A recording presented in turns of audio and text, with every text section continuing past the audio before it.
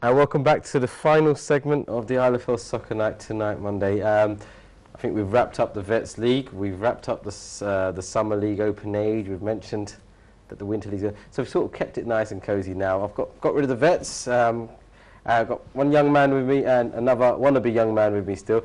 We're going to sort of talk about upcoming things, because we've got quite a few things coming up ILFL-wise, which me and Rash will happily share with you. And I think, I mean, Abdal's, first and foremost, thank you, Abdal, for being our guest today. I mean, Abdal's got a few caps that he wears. We mentioned London Tigers, Ponders End. But I mean, today Abdal is wearing his Muslim Sports Council cap. So we're going to talk about some of their projects. However, for those of you that are on social media and have seen some of the word going out, lately you would have heard Abu Nasir from Luton, who's been part of the Liverpool supporters community quite a few years, is going back for that, and he needs as much help as possible. He needs all of your votes. If you've had the Facebook or the Twitter messages or the WhatsApp messages, please go on there and vote for Abu Nasir. We really want him. He's a very positive. I mean, actually, why am I doing all the talking? Abdal, you know Abu Nasir a lot better than I. I mean, I've only just put my vote in. Tell us a bit about him and what's he going for? Yeah, I mean, Abu's been involved in football a number of years now, and he was part of the first the committee, the Liverpool Sports Club, set up a few years ago. Now, you know, he's been in football. He's a dedicated football fan, a Liverpool football fan, to say that as well. And you know, myself and him are working in equality in football with the FA. He's working in UEFA as well in terms of issues with fans around the stadiums and issues with fans, you know, generally. So we're doing a lot of work in terms of promoting the fans' views, basically. And Nasir is again going back to the committee, supports committee for the family matchgoers category, and hopefully he can get elected in to be part of that again.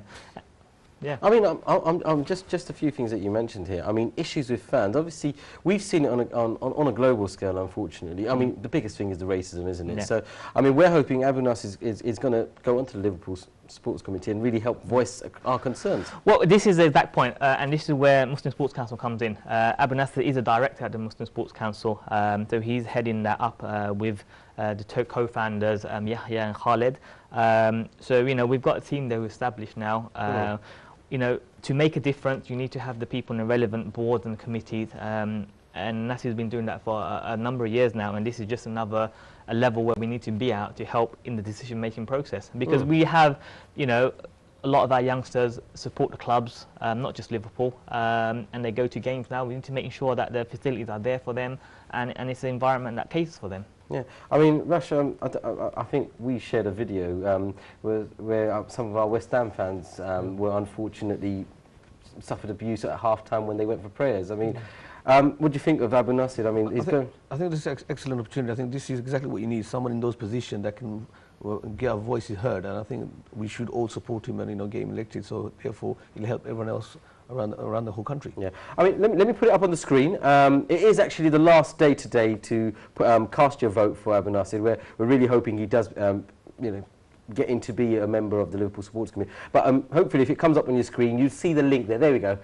So you can see the link there. If you can just follow that link, and it's straightforward, doesn't ask you for any registration details, just quite literally go down the list of candidates there. You'll see Abu Nasir, I believe he's second from bottom when I last put a vote in for him. So yeah, please click away, and I mean, what are we looking forward to if Abu Nasir does get elected? I mean, like I say, he's been in football, he knows football very, very well. From a fan's perspective, also as a professional who's working in that field. So you've got two sides to that. You know, he's a very honest man. He's involved in the community and he knows what the community wants, not just the Asian community, but the community as a whole. So he'll be representing the whole community as a holistic community. So, you know, he speaks well, he can present, and I'm sure he'll do a fantastic job. Rash, I mean, it obviously sounds like a great thing to do, and maybe something ILFL can maybe look forward to in the future. ILFL always gets involved with projects that benefits teams, community, etc. So obviously we'll share this with our teams to make sure that they support, and any other ventures similar to that will be right behind them. Yeah, I mean, we probably should go on about, I mean, Arsenal joining our Summer League, that's probably like our first step, isn't it?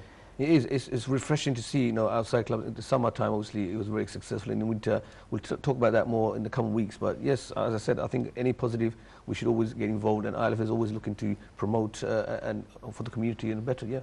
So I'm just going to put it one more time on the screen there. So if you, just for those of you that miss it, there you go. Follow that link, liverpoolfc.com/fans/LFC-SC-voting-for-vacant-positions. So please go there and put that vote in for Abu Nasir.